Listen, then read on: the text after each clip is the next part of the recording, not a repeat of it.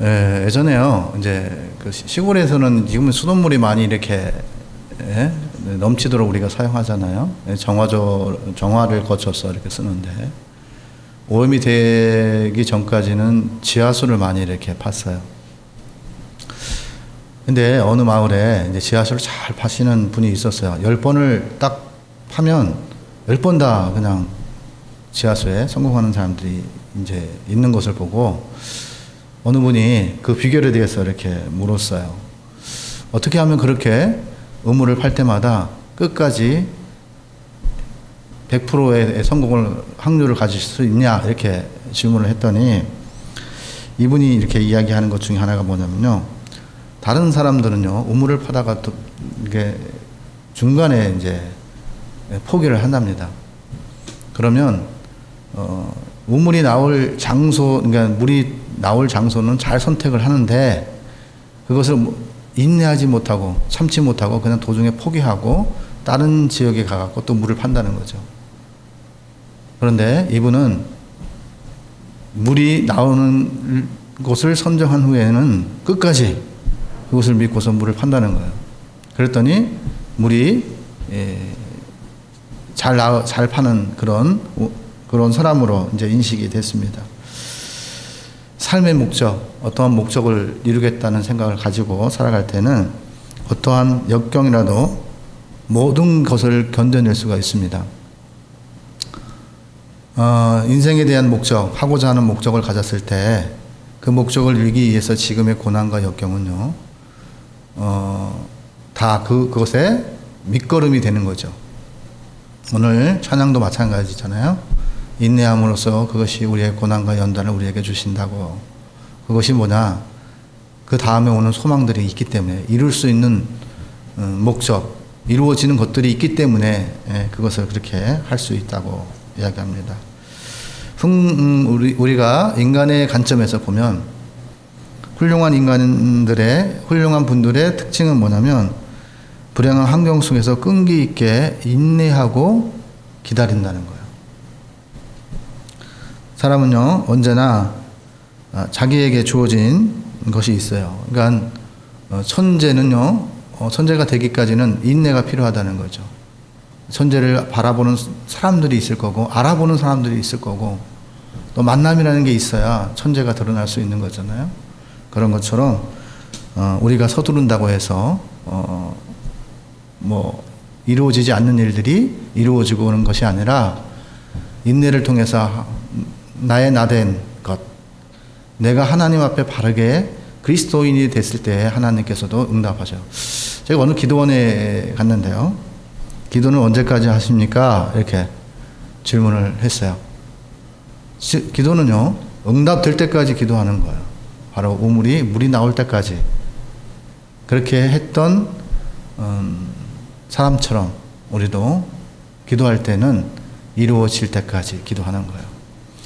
하나님의 시간은요, 우리의 시간과 다릅니다. 여러분, 별을 볼 때에도 시간이 필요합니다. 여러분, 밥을 먹을 때에도 기다림이라는 시간이 필요해서 밥이 됩니다.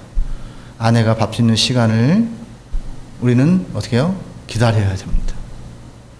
또 하나는 무엇을 이야기하냐면 모든 문제, 내가 어른이 되고 싶다 해서 어른이 되는 것이 아니고 내가 사장이 되고 싶다 해서 사장이 되는 것이 아닙니다. 그 과정 속에는 무엇이 필요하냐면 인내와 기다림이 필요하다는 거죠. 신앙도 마찬가지예요. 우리의 믿음도 마찬가지예요. 어느 날 갑자기 하나님께서 임하셔서 주는 그리스도 살아계신 그 하나님이 나의 하나님이라고 고백을 하지만 성경의 말씀은요, 인간은요, 흔들리는 갈대와 같은 사람이다. 어떨 때는 하나님을 의지하고 어떨 때는 하나님을 기억조차 못하는 것이 인간이다. 그것을 성경은 우리들에게 이야기합니다. 또 하나는 뭐냐면 인간은요, 하나님 없이는 살아갈 수가 없다. 내가 아담이 하와가 죄를 짓고 산다고 해서 나무 밑에 숨는다 해서 그게 숨겨지는 것이 아니다.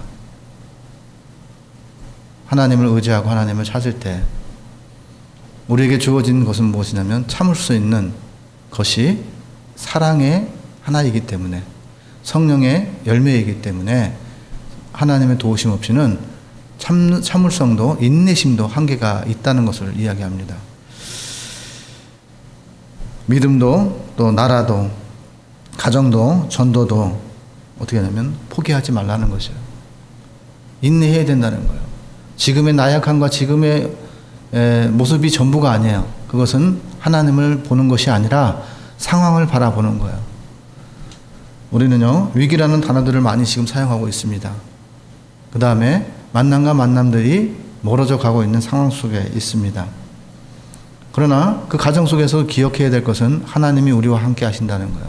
나 혼자 됐을 때 누가 끝까지 나와 함께 하실 수 있는가? 여호와 하나님께서 함께 하시고, 울어도 인간 몰래, 남 몰래, 자식 몰래 흘렸던 눈물은 누가 하시나요? 하나님이 하셔요. 그렇기 때문에 하나님께서 우리의 모습을 아시기 때문에 인내하는 자에게 소망을 주시고 그 소망을 이루어 주신다고 말씀하시고 하나님께서 직접 개입하십니다. 그러면 그렇게 됨으로써 우리의 문제와 우리의 근심이 나만의 문제가 나만의 근심이 아니라 하나님의 근심이 되어주고 하나님의 긍휼이 거기에 더해지고 하나님의 사랑이 거기에 더해지고 하나님의 역사가 거기에 더해진다는 것을 기억하셔야 합니다. 예수님을 본받아 살아가는 삶의 자리 가운데 우리가 예수님을 닮아야 되는 이유가 있습니다. 하나님께서 인정받는 성도가 되기 위해서는 하나님이 좋았다라고 인정되는 성도가 되어야 돼요. 그리스도인이 되어야 되고 하나님의 자녀가 되어야 돼요. 그렇게 되기 위해서는 예수님의 관점으로 세상을 볼 줄 아는 영혼들이 있어야 돼요. 지금 당장의 상황을 보는 것이 아니라 예수님이라면 뭐라 하실까? 예수님이라면 이 상황 속에서 어떻게 하셨을까? 이런 질문을 자주 던지셔야 돼요. 저는요, 믿음의 선진 조상들이 저희들에게 이제 남겨주신 것 중에 하나가 있었어요. 어떤 것이 있었냐면, 저는 이제 그것을 어떻게 알았냐? 말씀을 통해서 이제 알게 됐죠. 종으로 섬겼던 장로님이 그 종이 목사가 됐을 때 어떻게 보필을 하였는지, 그것이 어디에서 그런 마음들이 있었는지를 알게 되었고요. 또 하나는 뭐냐면, 약한 자를 돕는 거예요. 약한 자를 돕는다는 것이 어떤 것일까요? 예배를 드릴 수 있도록, 하나님을 사랑할 수 있도록, 하나님을 기억할 수 있도록 만들어주는 것이 그런 통로로 우리를 부르셨어요. 소명이라는 것은 큰 것이 아니에요. 우리가 처해 있는 상황 속에서 그 소명을 감당하는 거예요. 우리가 소명을 감당할 때 잊지 말아야 될 것은 무엇이냐면 은혜를 잊지 말아야 돼요. 은혜를 잊는 순간 나에게 짐이 되는 거예요. 나에게 베풀어 주신 그 은혜가, 나에게 베풀어 줬던 하나님의 긍휼하심과 부모님의 은혜와 나를 나되게 만들어 줬던 하나님의 사용하셨던 통로들의 은혜들을 잃어버릴 때 어떤 게 되냐면 이제는 내가 그 힘의 이치가 됐을 때 부담스러운 거예요. 그것은 바로 교만이에요. 우리는요, 보답하는 인생을 살기를 원하시는 것이 하나님의 뜻이에요. 광야를 왜 하나님께서 내쫓았을까요? 내 광야 속에서 너네들이 잃어버린 그 하나님, 너네들을 너네 되게끔 만들어주고 너네들의 입히시고 먹이셨던 그 하나님, 그것을 기억하게 하시기 위해서 광야로 이스라엘 백성들을 인도하셨어요.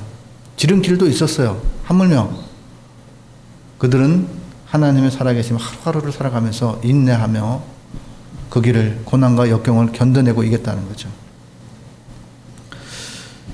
우리가 하나님께서 왜 그렇게 인내하기를 원하실까요? 힘들어도, 외롭고도, 슬플 때에도, 괴롭더라도, 억울해도 뭐냐면 내 신앙이, 내 믿음이 후퇴되지 말고 예수를 바라보며 앞으로 나가기를 바라시는 그 하나님의 마음이, 그 하나님의 마음이 있기 때문이에요. 인내가 없이는요, 아무것도 이룰 수 없음을 우리들에게 말씀합니다. 그래서 말씀은 그렇게 해요. 항상 어떤 인물을 이야기할 때도 어디로 가요? 예수님께로 가는 거예요. 성경의 다윗에 대해서 이야기를 듣더라도 예수님께로 가야 되는 거고, 창세기를 읽어도 출애굽기를 읽어도 모든 것이 어디로 가야 돼요? 예수님만이 전해져야 돼요. 내가 하나님 앞에 능력받은 종이라 한다 할지라도 그 능력이 나타나서는 절대 안 되는 거예요. 무익한 종은요, 주인인 것을 알게 하는 거예요. 주인 때문에 살아가는 인생임을 알게 하는 거예요. 하나님을 하나님 되게 한다는 것은 하나님이 계시기에 내가 있음을 깨닫는 거예요. 하나님이 계시기에 내 아내가 있고 만남이 이루어졌다는 것을 믿고 살아가는 거예요. 야고보서 1장 14절의 말씀에 하나님께서 이렇게 말씀합니다. 인내를 온전히 이루라. 이는 너희로 온전하고 구비하여 조금도 부족함이 없게 하려 함이니라. 인내 없이는 사업의 성공도 없고 가정의 평화도 없고 우리의 삶의 자리에 만남 속에 평강이 없습니다. 인내하여야 우리의 이 품성이 하나님의 성품으로 변화될 수 있다고 말씀하고 있는 거예요. 신앙에도 인내가 필요하고 어떤 것을 섬기는 데에도 인내가 필요합니다. 기도에도 인내가 필요하고 성실과 책임에도 인내가 필요합니다. 인내함으로 주님께 영광을 돌릴 수 있다는 것을 본문은 우리들에게 말씀합니다. 히브리서 12장에는요, 많은 위대한 인물들, 선지자들이 나옵니다. 그러나 특별히 우리가 주목해야 될 것은 뭐냐면 예수님을 주목해야 합니다. 예수님이 누구를 통해서 말씀을 감동으로 쓰게 하셨는지, 그 쓴 사람이 중요한 것이 아니라 그분이 무엇을 위해 하나님께서 그를 통해서 하나님의 말씀을 전했는가. 오직 예수 그리스도께서 이 땅 가운데 오신 이유와 사랑하신 이유와 우리를 용서하신 이유를 명확하게 짚어주기 위해서 하나님께서 그들을 사용하셨다는 거죠. 예수님의 인내는요, 두 가지의 특징이 있습니다. 여러분들이 그 말씀을 읽을 때마다 예수님을 발견하는 그런 신앙인들이 될 때에 내 삶을, 내 언어를, 내 행실을 돌이킬 수 있다는 것을 기억하셔야 합니다. 예수님의 인내는요, 달리면서도 살아가면서도 참았다는 것을 이야기합니다. 인내하면 멈추는 것이 아니에요. 인내하면서 살아가는 거예요. 인내하며 포기하는 것이 아니에요. 인내하면서 앞으로 한 걸음 더 나가는 거예요. 베드로도 많은 것들이 있었어요. 그곳에서 배를 잡고 참을 수도 있었어요. 그러나 예수님을 바라보면서 무리를 내딛는 삶을 살아갔다는 거예요. 이 인내라는 뜻은요, 히브리 헬라어에 어떤 거냐면요, 히포모네라는 단어를 사용합니다. 이 단어는요, 적극적으로 능동적인 인내가 필요하다는 것을 이야기합니다. 멈추고 포기하는 것이 아니라 진행 중이라는 거예요.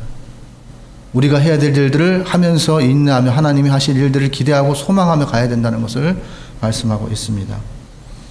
예수님은요, 어떤 것을 보면서 이렇게 인내할 수 있었을까요? 예수님은요, 자기 앞에 있는 즐거움을 바라보고 십자가를 참으셨다고 고백합니다. 우리는 인생에서 참을 때 무엇을 보고 참습니까? 무엇을 보고 인내하며 살아가십니까? 예수님이라면 어떻게 하셨을까? 예수님이라면 이 상황 속을 어떻게 하셨을까? 내 자녀와의 관계 속에서도, 내 부모와의 관계 속에서 어떻게 하셨을까 할 때 그 인내를 예수님을 바라보면서 인내하셔야 돼요. 나를 위해 십자가의 고난 가운데 핍박과 고통 가운데도 참으셨던 그 예수님이 우리에게 삶의 본이 되셨어요. 우리는요, 평생에 어떤 순간순간마다 성경의 말씀 중에 보면요, 민수기 20장에서 나오는 여러분 모세에 대한 이야기를 많이 아시죠? 가데스에서 모세가 치명적인 실수를 하는데요. 어떤 실수를 하냐면 모세가 백성 앞에서 반석을 2번 치는 사건이 일어납니다. 하나님 모세에게 바위를 명하여 문을 내리라고 지시하셨지만 그는 지팡이를 들어 반석을 2번이나 내려쳤어요. 그 내려치는 그 마음의 중심을 하나님께서 보셨어요. 끊임없이 불평하는 백성들, 자기의 힘든 지도자로서의 고난과 역경을 몰라주는 백성들, 그들이 심신이 지쳐있고 분노가 있었습니다. 하나님은 모세의 행동을 불신의 행위라고 간주하고 가나안 땅에 들어갈 수 없는 상황까지 만들었습니다. 순간의 화를 참지 못해서 안타까운 결과를 맺었다는 것을 성경은 우리들에게 이야기합니다. 화를 참지 못해서 평생 후회할 말을 버려, 그런 것들을 우리가 얼마나 자주 합니까? 해놓고 바로 후회합니다. 내가 조금 더 참을 걸. 신기한 것은 무엇이냐면 화를 내잖아요. 아무것도 생각이 나지 않아요. 그렇기 때문에 성령의 도우심 없이는 우리가 인내할 수 없다는 것을 이야기합니다. 분노가 치밀면 자기도 모르게 막 나가는 거예요. 그동안에 담겨져 있었던 이 그릇에 나의 불평적인 것들, 마음에 있던 모든 것들, 쓴뿌리들을 다 쏟아버려요. 그리고 나서 후회합니다. 내가 왜 그랬을까? 내가 왜 그랬을까? 그냥 넘어가도 됐는데. 그냥 못 본 척 해도 됐는데. 시간이 지난 후에 보면 자동적으로 해결이 돼요. 자동적으로 하나님께서 치실 사람은 치시고 떠날 사람은 떠나게 하시고, 하나님이 이루하시면 이루하시고, 교회를 세울 건 교회를 세우시고, 그것을 기대하며 살아가는 것이 바로 우리 그리스도인이라고 본문은 말씀하고 있습니다. 성령님께서는 우리에게 말씀하시는 내적 변화는요, 데살로니가 후서 3장 5절에 이렇게 말씀합니다. 주께서 너희 마음을 인도하여 하나님의 사랑과 그리스도의 인내로 들어가게 하시기를 원하노라. 누가요? 하나님의 사랑과 그리스도의 인내로 들어가게 하시는 분이 누구냐? 예수님께서 그렇게 하시겠다라는 것이죠. 하나님께서는요, 하나님의 사랑과 그리스도의 인내에 이르는 것이 뭐냐? 바로 우리에게 주어진 축복이고 그리스도인의 축복이라고 말씀합니다. 그렇다면 인내를 위해서 우리가 붙잡아야 할 것이 있습니다. 그것은 무엇이냐면 예수님께서 앞에 보는 기쁨을 위하여 인내하셨던 것처럼 우리는요, 하나님의 소망을 기대하면서 인내해야 합니다.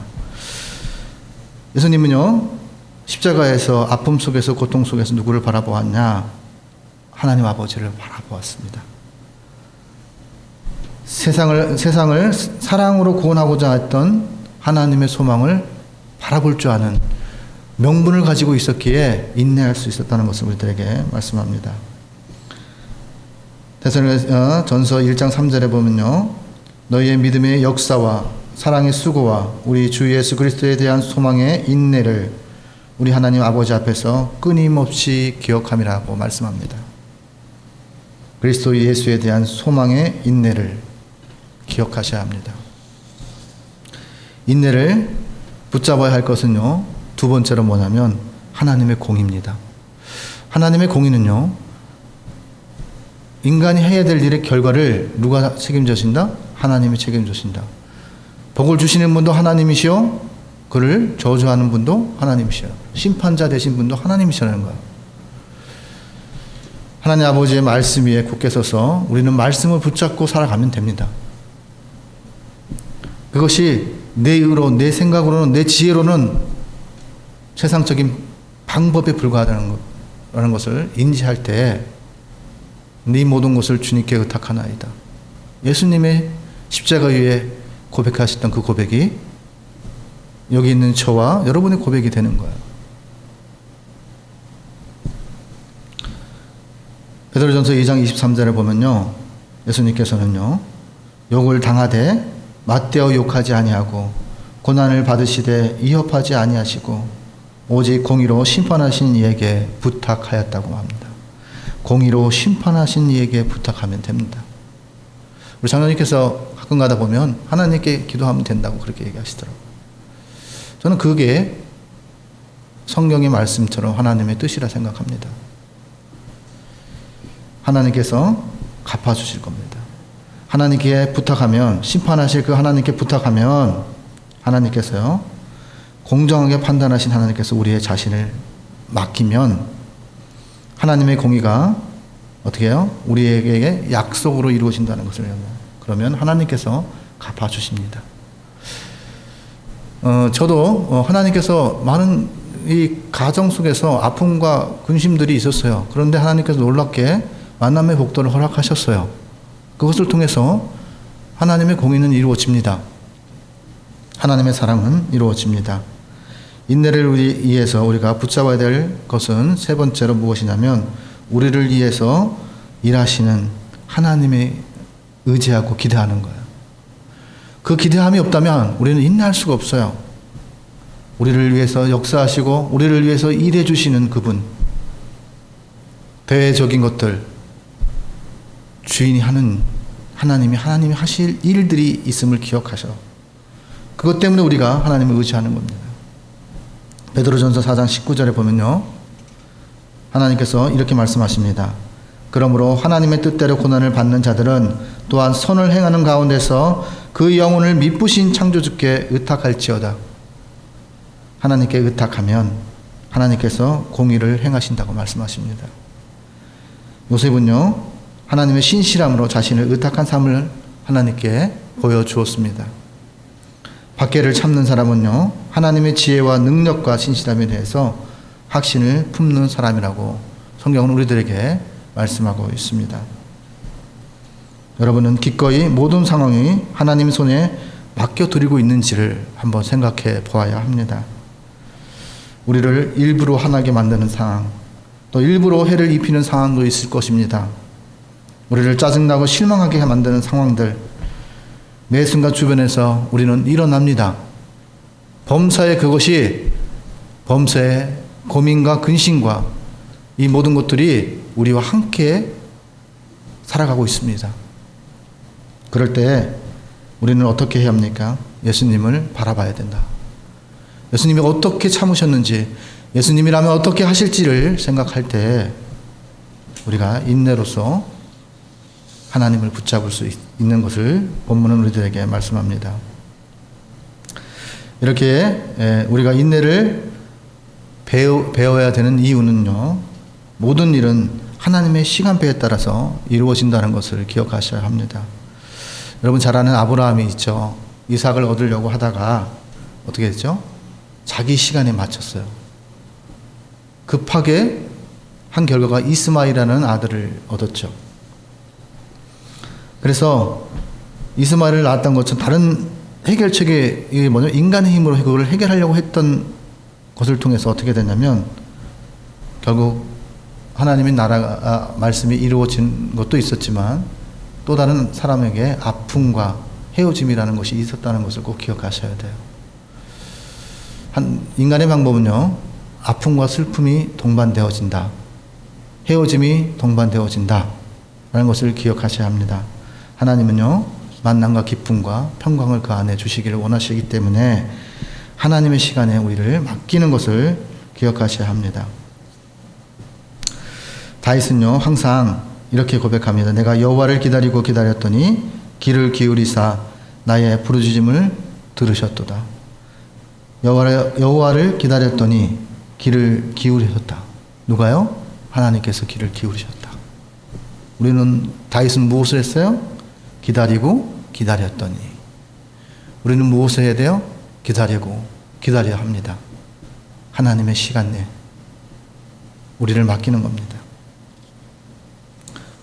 여러분, 우리가 하나님 앞에서 제약된 습관은 뭐냐면 화를 내고 불평하는 거예요.